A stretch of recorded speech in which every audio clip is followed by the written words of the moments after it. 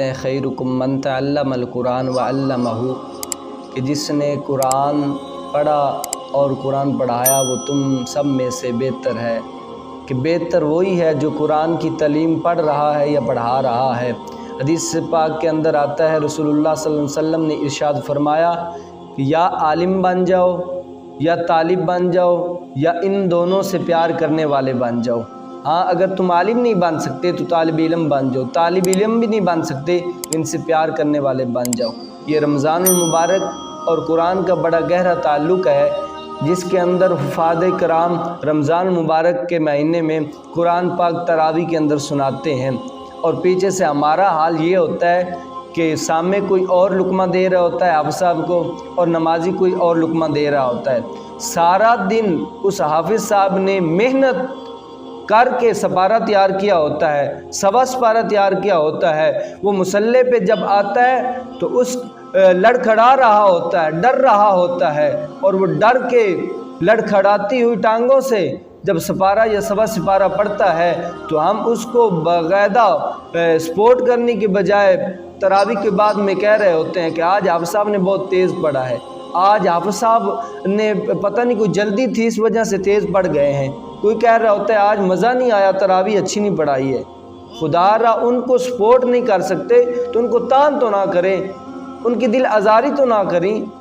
ایک حافظ صاحب کو ہم سارا مہینہ کوستے ہیں، لیکن جب خدمت کی باری آتی ہے تو ایک دوسرے کے طرف منہ کی طرف دیکھ رہے ہوتے ہیں، اور ہماری مساجد کا حال یہ ہے 10 روپے چندہ کر کے ہم حافظ صاحب کی خدمت کرتے ہیں۔ یہ ہمارا معاشرہ ہے، ایسے معاشرے کے اندر ہم جی رہے ہیں اسی وجہ سے کہ ہم نے قرآن کی تعلیم کو پش پشت ڈال دیا ہے۔ ایک اسکول ٹیچر جو ہمارے بچے کو ایک آدھا گھنٹہ یا 1 گھنٹہ صرف ٹیویشن پڑھانے کے لیے آتا ہے، اکیڈمی کے لیے آتا ہے، تو ہم اس کو 2000 4000 ماہانہ فیس دیتے ہیں، 5000 تک دیتے ہیں، لیکن ایک حافظ قرآن جس نے پورا رمضان المبارک پورا مہینہ مصلی پہ کھڑے ہو کے 50-100 بندے کے آگے قرآن سنایا ہے، جب اس کی خدمت کی باری آتی ہے تو ہم 10 20 40 50 روپے اکٹھے کر کے اس کی خدمت کر رہے ہوتے ہیں، اور اوپر والے سپیکروں کے اندر اعلان کر رہے ہوتے ہیں کہ حافظ صاحب کی خدمت کرنی ہے، چندہ اکٹھا کرو۔ کیا ہمارے علاقے میں کچھ ایسے 4 بندے نہیں ہیں جو مل کر حافظ صاحب کی خدمت کر دیں؟ کوئی ایسا بندہ نہیں ہے جو ختم القرآن کی محفل کو اپنے ذمہ لے لے؟ کوئی ایسا بندہ نہیں ہے جو اس سارے معاملے کو اپنے ذمے لے لے اور فخر کرے اس بات پر کہ اللہ تعالیٰ نے اس وقت مجھے یہ اعزاز دیا ہے اس سال کہ میں نے حافظ صاحب کی بھی خدمت کی ہے، ختم القرآن کی محفل کا بھی اہتمام کیا ہے، اللہ کا بڑا احسان ہے؟ کبھی ہم نے اس بات کو نہیں سوچا، بلکہ ہم یہی سوچ رہے ہوتے ہیں بڑا مجمع تھا، بڑے نمازی تھے، سب نے بہت خدمت کی ہوگی۔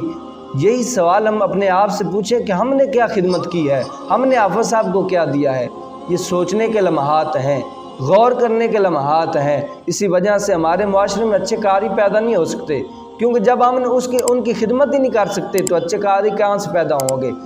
تو لہٰذا جب ایسا موقع آئے تو بڑھ چڑھ کے حافظ صاحب کی خدمت کیا